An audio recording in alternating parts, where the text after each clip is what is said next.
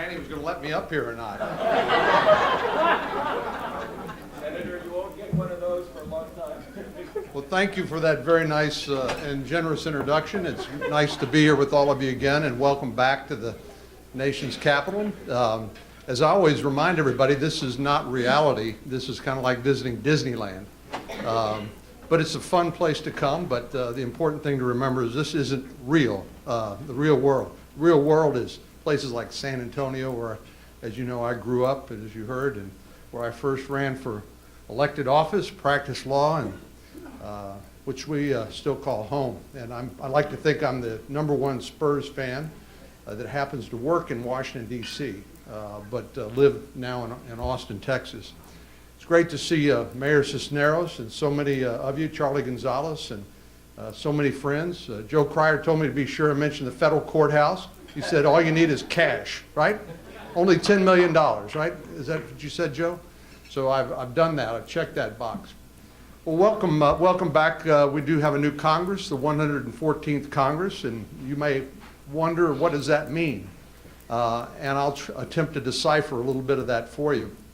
We have divided government, which means nothing happens without some cooperation and trying to find some common ground. When I first came to the Senate, one of the guys who I'd always read about, the senators I'd always read about and always heard about, was Teddy Kennedy, the liberal lion of the Senate. He served in the Senate almost 50 years and was famous for his, among other things, for his legislative activity. I mean, he was a guy who actually believed in getting some things done. And he was working on one particular committee with another colleague, Mike Enzi, who's still in the United States Senate, who's now chairman of the Budget Committee. And I asked Mike one day, I said, how is it that you, a well-known conservative, and Teddy Kennedy, a well-known liberal, can actually get some things done? He said, it's easy. It's the 80-20 rule. We look at, for the 80% we can find in common, and we leave the 20% where we know we're fight like cats and dogs over, and we leave that for another fight another day. Sounds like not a bad rule of thumb, especially with divided government like we have right now. While the economy is in Texas is doing a little bit better than the rest of the country, we still obviously watching oil prices and things like that, given its importance to our economy. But what goes up must go down, and what goes down will eventually go up.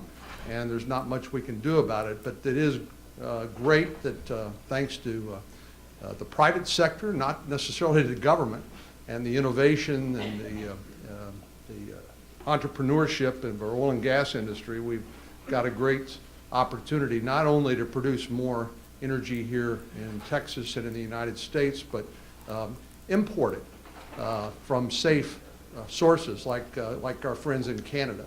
That was actually the second bill that was taken up in the new Senate, was the Keystone XL pipeline. And as you know, the President has said he is not inclined to sign the Keystone XL pipeline permission, which would actually not start but accelerate the oil that comes now from Canada down to places like Beaumont, southeast Texas, where it's refined into gasoline and jet fuel. Actually, there's already about 200,000 barrels a day that's already being processed down there. So the Keystone XL pipeline would not start it. It would actually just expand the volume of oil coming from, again, a safe friend like Canada in a more safe fashion. With all due respect to my friends at the railroads, they've been shipping a lot of oil over land in tank cars, and it's a lot cheaper, it's a lot more efficient, and it's safer to have a pipeline alternative. You know, I guess coming from Texas, we all sort of a little more comfortable with the oil and gas industry than people in Washington, D.C. are. It's like, they look at you sometimes like you have two heads when you start talking about things like this. But the fact of the matter is, if you look like I did on Google or some search engine to oil and gas pipelines, you'll find out, as I discovered, as you probably know, we have 2.5 million miles of oil and gas pipelines in America today. And so why we gotten this big fight over 900 miles of pipeline from Canada down to the Golden Triangle of Texas is really speaks more to the political polarization, I think, here in Washington, D.C. than rather rationality. But we're going to look for opportunities to work with the president. His State of the Union speech, while he announced a number of policies that I have to tell you are dead on arrival, more taxes, more spending, he did talk about the importance of trade. And we know in Texas how important trade can be to our economy. We like to sell things we grow and we make in Texas to other people. And in fact, 80% of the purchasing power in the world, 95% of the population in the world is outside of the United States, outside of our borders. So why in the world wouldn't we want to enhance trading opportunities for agriculture, for manufacturing, and other folks? So we will take up, probably toward the end of February, the Trade Promotion Authority legislation. This is so-called fast-track authority, which actually gives the president more authority to negotiate these deals, believing, as I do, that 535 negotiators makes it really hard to get a deal. Now, some in my party said, why would you want to give President Obama more power? Well, in this instance, I think it serves our national interest to give the president more authority to negotiate those deals. And so the Trans-Pacific Partnership, the so-called TTIP trading deal with Europe, which is somewhat behind that, both of those, I think, are good prospects for bipartisan cooperation. Things like cybersecurity, which of course is the private sector knows a lot about, but ever since I was Attorney General and I created a little task force on cybersecurity, I learned that basically the private sector doesn't trust the government. Shock. And they worried about sharing information and information that might become public that will put them at a competitive disadvantage. So they're obviously not eager to reveal the fact they've been hacked, and you start looking at who our most competent federal government agency is when it comes to cybersecurity, it's the NSA. So, and obviously we have understandable reticence about putting our spy agency in charge of cybersecurity, but we do have the competency and the qualifications to crack this code. Again, one of the big debates is where do we put this authority, and the Department of Homeland Security seems like a logical place. But I think because of the challenges the Department of Homeland Security has had ever since the post 9/11 days, where 17 different federal agencies were consolidated into one, obviously they're still struggling and are not necessarily a model of efficiency. But I do think cybersecurity is not a partisan issue. It's one we ought to be able to deal with. We know some things are coming at us like a freight train that we're going to have to deal with, and part of what I'm thinking particularly about highways, thinking about how do we pay doctors under Medicare, the so-called sustainable growth rate, or doc fix, which expires March the 31st. The highway bill expires May the 31st. Those are things we know are coming at us. And indeed, we're also thinking about health care still. It hadn't finally been resolved, and indeed the Supreme Court is going to be deciding a very important case, King versus Burwell, and likely decide that by the time they break before the 4th of July. So we're trying to get prepared for all of these things, recognizing that we continue to have great security challenges to our country. And yesterday, the horrific immolation of a Jordanian pilot is another reminder of the barbarity and the cruelty of some of the people that that are trying to basically do us and our allies and other people harm. And General Jack Keane testified before the former Deputy Chief of Staff of the Army testified the other day that Al-Qaeda is not on the run. Indeed, it's 4 times stronger, he said, than it was just a few short years ago. So we continue to have a lot of threats that confront our country, and we need to keep our military strong. No city, no part of our country understands that better than San Antonio. Actually, San Antonio was the reason I came to San Antonio in the first place. My dad was stationed at Lackland Air Force Base when I was in 9th grade and went to Oliver Wendell Holmes High School. So that was a long time ago, but the military is very important to San Antonio, and the military obviously is critical to our country and our national security. You recall that in 2011 we passed something called the Budget Control Act, which had as a default mechanism the so-called sequester, which were the caps put on discretionary spending. Now this was kind of an interesting exercise because everybody thought the sequester was so draconian that we would never go there. And what did we do? Well, we went there. The so-called super committee, I think it was 6 Democrats, 6 Republicans were supposed to come together and trying to come up with a grand bargain. A lot of grand bargain talk in Washington and D.C., but it almost never seems to happen. So we got the default mechanism, which is a sequester, which actually put caps on discretionary spending. Now, in one sense, the sequester was pretty successful. In other words, the last omnibus appropriation bill that passed in December was passed actually at 2007 levels for discretionary spending. But what we lost in the meantime, I think, is our sense of priorities and responsibility when it comes to our #1 responsibility for the federal government, which is national security. Unfortunately, the bargain had seemed to be, in order to get more money for national security, we had to spend more money on non-defense discretionary spending as well. So that ended up with the sequester caps unchanged. But now I think with the new budget year and the President sent his proposed budget, and Congress will, I think for the first time since 2009, pass its budget, hopefully we will get in a better position to make sure that we prioritize the first thing and the most important thing when it comes to the federal government's responsibility, and that is national security. And at the same time recognize that while our economy is doing a little bit better, it is still very fragile. The President's talked a lot about deficits being down. Well, the deficit is down, but of course that's an annual difference between spending and money that comes in the front door. And one of the reasons, actually 2 of the reasons why the deficit's down is because of the flat spending because of the sequester, but also the tax increases that went up a few years ago as a result of the fiscal cliff deal. You'll recall the expiration of the so-called Bush tax cuts and the like. So discretionary spending is on a deficit annual basis is down, but indeed the debt continues to rise and is now in excess of $18 trillion. At some point, we're going to have to deal with that in a realistic way. And in order to deal with that, we're going to have to deal with the 70% of spending that is on autopilot, the so-called mandatory spending. Primarily what we're talking about are those third rails of American politics known as Social Security and Medicare.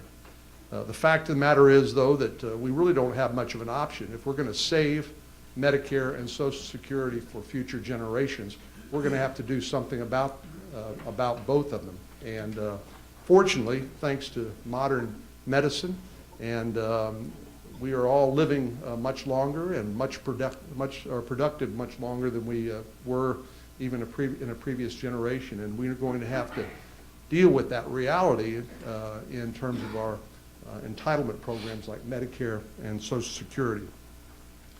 But in the end, I always find myself talking about the good example of our great state. And I think if you look at the number of jobs created in Texas, the rest of the country would be basically at 0 new jobs if it weren't for the contribution made by our state. And while I'm willing to admit we're not perfect, we do have a few things right. A welcoming environment to people who want to invest and create jobs, because we recognize the connection between the people who create jobs and the jobs we want to be able to create for hardworking American families.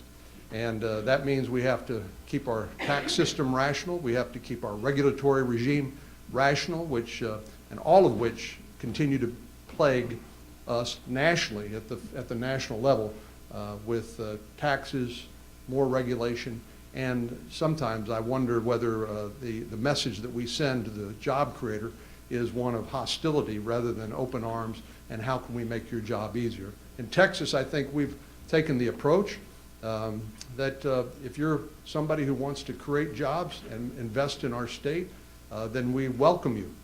And we ask the question, how can we make it easier? Not how can we make it make it harder. But despite all the challenges, I remain optimistic. Sometimes our country continues to thrive and prosper despite government. What I'd like to try to do is make government part of the solution and not part of the problem when it comes to growing the economy. We have a lot of challenges, but most of those challenges could be dealt with if we could just get our economy growing again. We need to get the third quarter, I guess, was about 5%. Got everybody ginned up, including the president during his State of the Union, and then we found the fourth quarter was 2.6% growth, and obviously disappointing. And indeed, the prospects for this year are for slow economic growth. But if we can get America back leading the way and growing our economy by continuing to be the land of opportunity for people who want to come from wherever they come from, then we will have contributed to the solution and not to the problem. So thank you very much for having me today, and I know we've got all of the brains and the talent from San Antonio's up here for a couple of days, and maybe you have a couple of questions, and as time permits, I'm happy to answer or dodge a few. Yes, sir. Senator Mike Gallagher was the council. Yesterday we had the privilege of talking to a lot of military leadership. And the one thing that I think came out in almost every message that they gave us was what you brought up, and that They was want money. sequestration. They need support. What's the message we give them? What do we say? Well, we have to do it. I have to admit that members of my party were short-sighted in one sense, that we thought the sequester was actually a win because we were containing the growth in discretionary spending. But the fact is we were half right and we were half wrong because we forgot the number one priority of the federal government, which is to keep America strong. And Carol Keaton Rylander, I've mentioned her famous Yellow Pages test. You can't find national security in the Yellow Pages. In other words, the private sector doesn't do that. Only the federal government does it. The Pentagon's got some work to do as well. They're obligated to come up with an auditable financial statement by 2017. I don't know how many people know that the Pentagon can't come up with an auditable financial statement today. And they spend a ton of money. And unfortunately, they end up wasting too much money. And while I've told the military leadership there is no one who will be a better advocate for what you need to make sure you get the resources to keep America strong and safe. At the same time, I'm going to be your worst critic when it comes to wasting money and spending it in stupid ways. And so we got to somehow get the Pentagon to get its act together. Ash Carter, the nominee for Department of Defense Secretary, who I think is going to be before the Armed Services Committee today, is, I think, a very good choice by the President. He is a rock-solid guy. He worked very hard on the F-35 program that Lockheed's been so involved in, and it's so important to our Air Force and Marines and Navy. So he's a good choice, but boy, we got a lot of work to do. Making sure they have everything they need to keep us safe, but at the same time making sure they spend tax dollars as wisely as possible. Yes, sir. Senator, thank you for your friendship to our community. And one of those challenging priorities that we deal with nationally is immigration reform, and wanted to get your sense and what you see moving forward, the landscape. I know some of us met with Senator Lindsey Graham yesterday, and he was very complimentary of the partnership with you on that issue, and just wanted to get your take on that.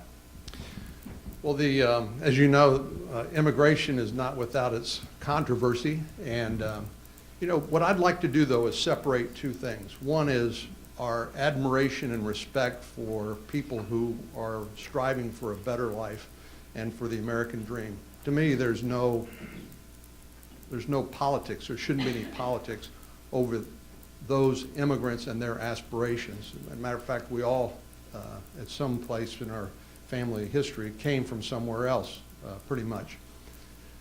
And then there's the problem that the President, I think, has made worse by his executive action.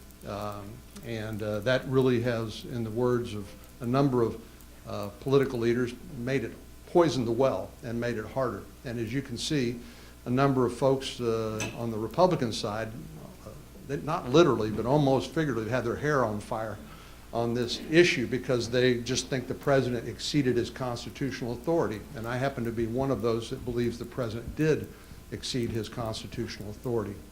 But we can't let that distract us from what we need to do. And I believe that we can make incremental steps to improve our broken immigration system. We are the most generous country in the world when it comes to naturalization, almost 1 million people a year. But we don't do them any favors. Indeed, we don't show them the respect they are entitled to by playing by the rules when you move other people who have not played by the rules ahead of them in line. And there are just other problems that, you're well familiar with. So what I hope we can do is, we've tried comprehensive. You know, I think if there's one thing the last 6 years tells us is that the federal government's not very good at comprehensive anything. I mean, it's just hard. It's very complicated. Even with the best of intentions, there's always unintended consequences. And so what I'd like to do is break it down into smaller pieces and begin to move things across the House and the Senate floor. The challenge is going to be, how do we restore confidence? Because I think there is a sense that no matter what the Congress passes, will the executive branch enforce it? And that creates a crisis of confidence that I think makes our job harder. But we cannot give up, in my view. Yes, sir. Senator, you mentioned that the transportation funding, the latest extension of the Surface Transportation Act is expiring May 31st, yes, sir. And we've had several extensions of that. We definitely need a 5-year or more program. I agree. For transportation funding, but we don't have the adequate funding through the gas tax. Right. Now, the president has come up with the bold infrastructure funding of $478 billion over 6 years, but the funding of that is controversial. Sure it is. Where do you see us going as far as funding infrastructure improvements over the long term? Well, the only problem is money. It's the only problem. So, but the way that we've handled so many things, and I mentioned the dock fix, the SDR fix, for example, and highways as 2 examples. You could point to tax policy and the extenders and other things as really a miserable way to do business. I mean, how can anybody plan on anything, and particularly long-term infrastructure projects that are important? Now, thanks to the leadership of the Texas legislature and thanks to the voters of Texas, we did get a little help from the Rainy Day Fund in Texas, but it's not enough. We continue to get only about 92 cents back on the dollar from what the money we send here to Washington under the federal gas tax. Steve Ogden, as many of you know, the former Senate chairman of the Finance Committee in the state Senate, once told me, he said, that's federal money laundering. We send $1 and we get 92 cents back. And I know raising the gas tax is controversial. Even indexing the gas tax is controversial. But we do need a stream of revenue from some source. There's a lot of money parked overseas. There's a number of proposals. I know Barbara Boxer and Rand Paul have come up with a repatriation or a tax holiday where that money could be brought back at a lower rate that could be then available to help us with our infrastructure needs. We're going to have to get creative because, and I think one of the possibilities may be, given the renaissance in American natural gas and oil and the potential for exporting those abroad, there may be some possibility of a source of revenue that could go into an infrastructure bank or infrastructure, I don't mean a bank, I mean just used for that purpose. But we're well aware of that challenge and we need to meet that challenge, and I agree with you that we need to come up with a longer term highway bill and not just a 6-month extension. It's a terrible way to do business, and we're working as hard as we can on that. I don't think the president's proposal that forced repatriation at I think a 14% interest rate or tax rate. Of course, this is on top of what these companies have already paid in those countries where that money has already been earned. it would be additional and double taxation. But I do think there may be a number where we might be able to agree on some sort of repatriation, and that money could then, in part, help us with our deficit in the Highway Trust Fund. Yeah, Joe?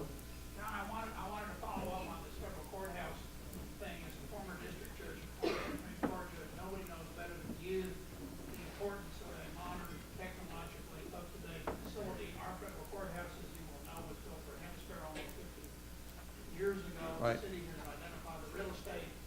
The president's budget, which I'm not sure will have much to do with the budget you all will wind up adopting, does recommend $10 billion for federal courthouses.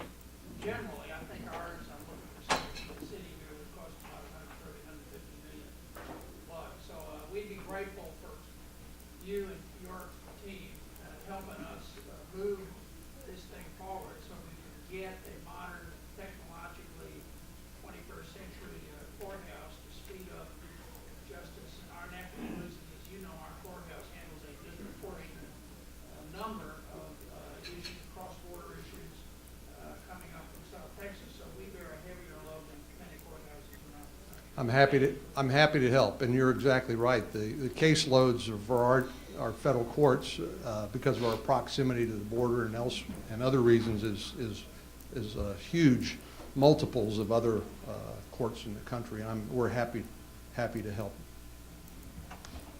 Yes, sir. Senator, will you give us your take on the reauthorization of the Ex-Im Bank? I missed on what? The Ex-Im Bank. Ex-Im Bank.